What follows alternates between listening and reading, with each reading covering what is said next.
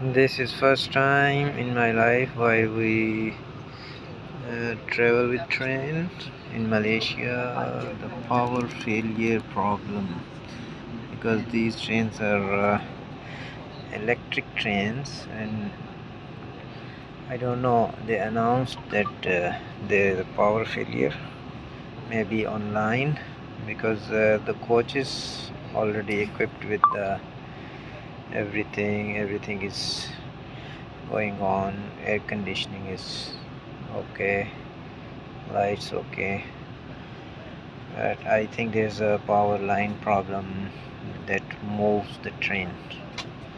So we are nearly 2 hours waiting here. Now they announced that they will send us by bus. That means a big problem there. So this is first time.